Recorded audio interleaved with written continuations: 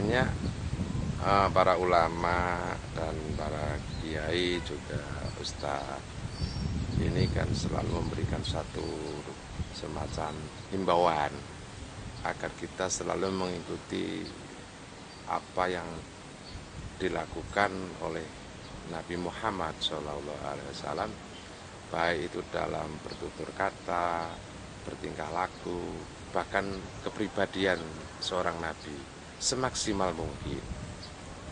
Namun ternyata ada hal yang jarang itu dilakukan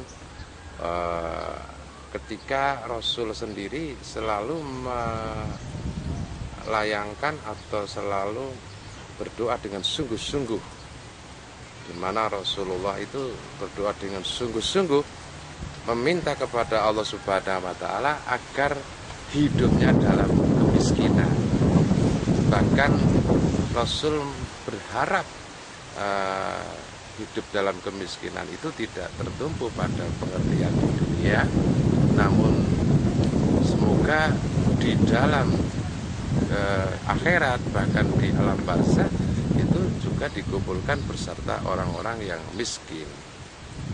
Pembelaan Rasul kepada orang miskin ini tidak dilakukan pada saat hanya sekedar doa, tetapi dicontohkan memang Rasul sendiri memilih pilihan hidup dalam kemiskinan. Tentu sangat ada rahasia yang mungkin orang tidak yakin betul bahwa di dalam konteks kehidupan miskin itu sendiri sebetulnya merupakan semacam pengertian adalah mengindikasikan bahwa dunia ini tidaklah sangat berarti. Itulah kita jarang ada seorang ustadz, bahkan kiai, apalagi kita-kita yang awam ini, untuk mengekspresikan dengan doa yang sungguh-sungguh untuk meminta kepada Allah Subhanahu wa Ta'ala supaya dalam hidup miskin. Rahasianya sangat luar biasa kenapa Rasul memilih miskin. Dan itulah yang menyebabkan saya secara pribadi sangat gandrung kepada kehidupan Rasulullah. Sehingga manakala Nabi Muhammad itu bukan seorang nabi, hidup yang sederhana dan miskin ini sudah mengindikasikan sangat menarik dan membuat orang empati. Di mana memang setiap manusia, bahkan hampir seluruh manusia itu berasumsi, berkeinginan untuk menjadi orang yang kaya atau berkecukupan. Sehingga ketika berdoa Robbana atina fid dunya hasanah wa fil akhirati hasanah wa qina adzabannar, pengertian hasanah ini ditafsirkan sebagai kebahagiaan, sehingga dia meminta kepada Tuhannya untuk minta kebahagiaan di dunia dan di akhirat. Kebahagiaan sendiri itu asumsinya di pikirannya adalah kekayaan. Artinya kebahagiaan itu diterjemah sebagai bentuk punya harta, punya istri yang cantik, punya sebuah rumah yang megah, mobil-mobil yang mewah. Itu asumsi kebahagiaan. Dan kebahagiaan sendiri itu mengambil dari pengertian hasanah. Ini sangat bertentangan ketika kita klopkan dengan kehidupan Rasulullah. Rasulullah tentu saja berdoa demikian yang mengajarinya. Bahkan para sahabat seperti Abu Bakar, Umar, Utsman, Ali itu juga mengimplementasikan doa itu. Artinya tiap saat dibaca. Tapi mari kita tengok sejarah, apakah mereka para sahabat saja itu hidupnya mewah?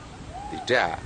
Bahkan Umar bin Khattab sendiri itu walaupun jadi presiden khalifah itu jubahnya tambal-tambalan, bahkan kekurangan di dalam kehidupannya, sehingga sampai istrinya ini memohon kepada Umar bin Khattab untuk supaya meminjam uang kepada gubernur. Ini kan cerita ini tidak rekayasa, ketika seorang khalifah atau sederajat presiden meminta izin kepada seorang gubernur, artinya minta pinjaman karena tidak mampu, gajinya tidak cukup untuk membiayainya. Untung ini juga gubernurnya sama, jadi punya pola pikir seperti Rasulullah, sehingga ditanyakan kepada Umar. Artinya gubernur itu seolah-olah mengatakan, kalau mau pinjam uang sih masa saya tidak bisa ngasih, Mas Umar mau jenengan khalifah. Ada itu, jenengan mau pinjam berapa, ada. Cuma persoalannya saya ingin tanya, kira-kira nanti bayarnya jenengan pakai apa? Akan Umar juga bahasanya karena nanti potong gaji lah, potong gaji saya bisa disikapi dan dicicil kepada jenengan. Pertanyaan gubernur berikutnya sampel, kira-kira jenengan yakin nggak kalau besok itu masih hidup? Artinya umurnya masih panjang sehingga ada tenggang waktu untuk mencicil. Gimana jawab Umar?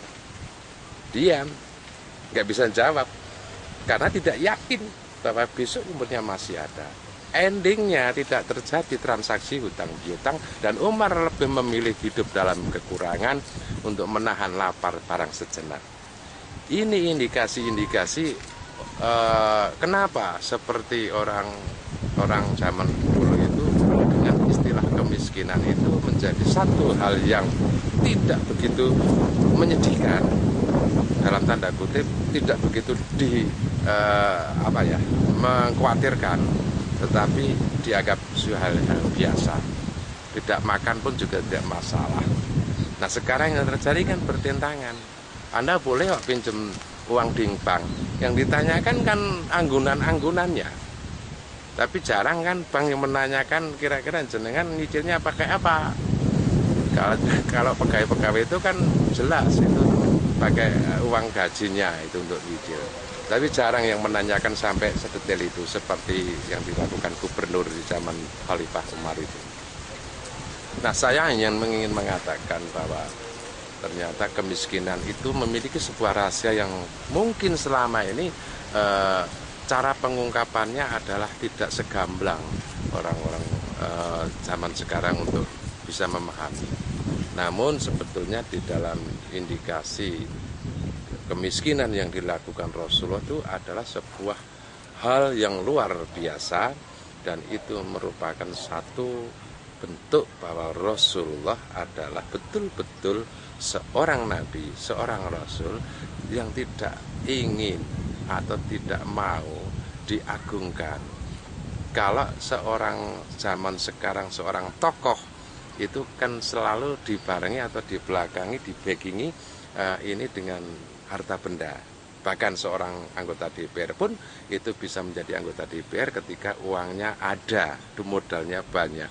Jarang sekarang ada orang miskin terpilih menjadi seorang pejabat, seorang tokoh masyarakat. Kalau ini ada, itu sebetulnya orang-orang yang insya Allah menjejaki apa yang dilakukan oleh Rasul. Sehingga kita akan menjadi sebuah orang yang masih tanda tanya besar untuk bisa mengikuti Rasulullah. Mungkin kita bisa mengikuti Rasulullah itu dalam syariatnya, sholatnya, zakatnya, puasanya, hajinya. Tapi kita tidak bisa mengikuti perilakunya, pola hidupnya sehari-hari. Ini yang menjadikan kita seperti masih dalam tanda tanya besar. Apakah kita layak dikatakan sebagai umat Muhammad?